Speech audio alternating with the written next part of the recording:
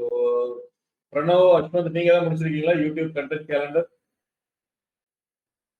ஆஷிபாய் பண்ணியிருக்காங்க, ஐடியாஸை ப்ரெசென்ட் பண்ணியிருக்காங்க. From tomorrow இந்த 10 days, நாளையிலிருந்து நாளைக்கு 9th அக்டோபர்ல இருந்து 19th அக்டோபர் வரைக்கும் இதை ஃபாலோ பண்ணியிருக்காங்களான்னு வெரிஃபை பண்ணுவோம். ஷர்மிளா அதே மாதிரி தான், இன்னையிலிருந்து நெக்ஸ்ட் 10 daysக்கு இதை ஃபாலோ பண்ணியிருக்கீங்களான்னு எனக்கு காமிக்கும்.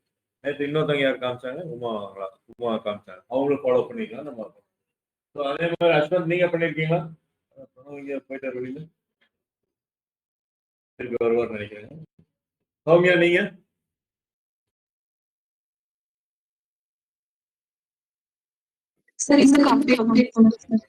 கம்ப்ளீட் பண்ணல. என்ன இது ஒரு 10 minutes ஒர்க்குங்களா? ஆஷிபாத் எவ்வளவு நேரம் எடுத்தீங்க?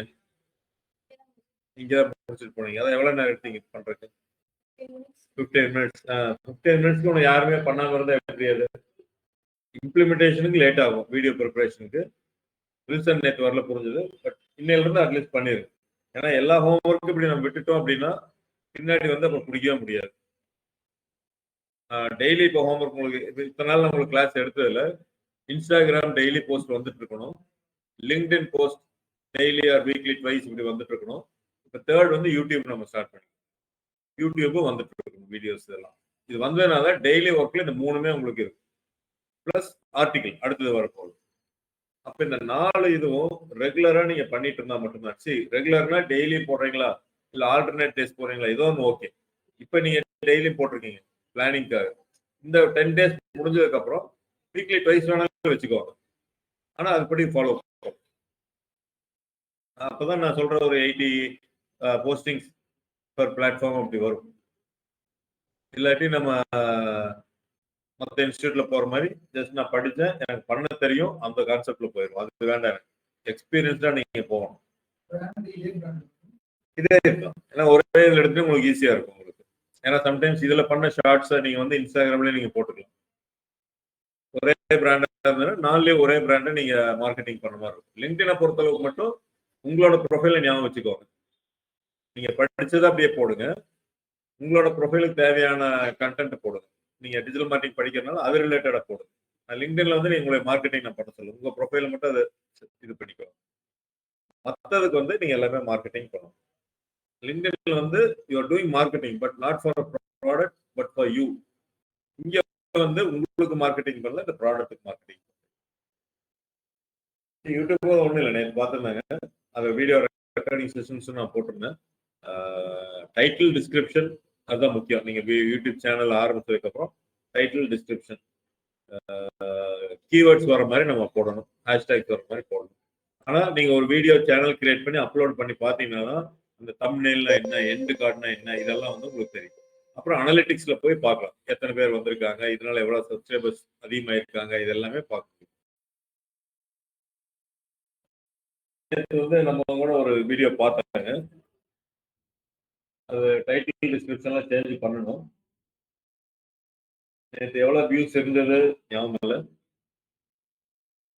இன்க்ரீஸ் ஆயிருக்கு அப்படிங்கிறத பார்க்கலாம். யூடியூப் ஸ்டுடியோல போனீங்கன்னா you will get all the analytics data.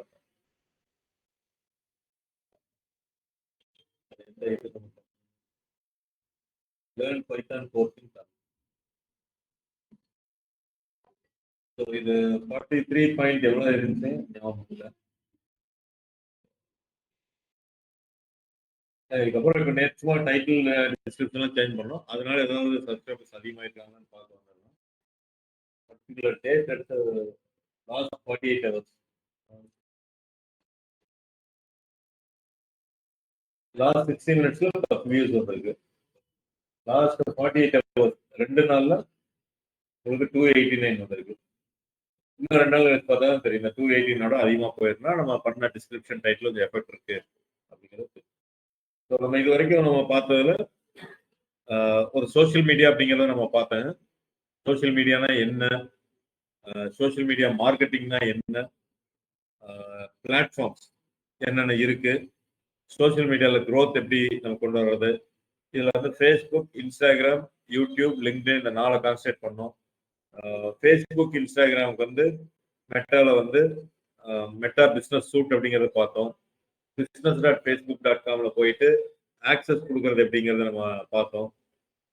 business.facebookலயே வந்து ஆட்ஸ் மேனேஜர் ஆர் ஆட்ஸ் மேனேஜர்.facebook.com போயிட்டு ஒரு ஆட் எப்படி கிரியேட் பண்றது அப்படிங்கிறத நம்ம பார்த்தோம். அதுக்கப்புறம் போஸ்டிங்ஸ் நம்ம போடுறது எப்படிங்கிறத பார்த்தோம். கண்டென்ட் கேலண்டர் இன்ஸ்டாகிராம் பண்றது பார்த்தோம். இதுக்கப்புறம் லிங்க்டின் நம்ம பார்த்தோம். யூடியூப் நம்ம பார்த்தோம். இது எல்லாமே பார்த்துட்டோம். இதை வந்து இனி இம்ப்ளிமெண்டேஷன்ல மட்டும்தான் நம்ம பண்ண வேண்டியது இருக்கு. பண்றப்பதான் நிறைய ப்ராப்ளம்ஸ் கூட ஃபேஸ் பண்ணும். இப்ப நான் இதுல போக போக நான் ஒவ்வொருத்தருக்கா கொடுக்குறேன். அந்த லைவ் ஆட் கிரியேட் பண்ற ஆப்ஷன்ஸும் உங்களுக்கு தரேன். ஸோ அந்த நீங்க ஒர்க்கெல்லாம் நீங்க ரெகுலரா பண்ணாதான் நான் அந்த ஆப்ஷன் நான் கொடுக்க முடியும். இப்போ நான் டேட்டா சயின்ஸ்க்கு ஒரு ஆட் கிரியேட் பண்றேன். ஓகேங்களா? அது விட்டுறேன்.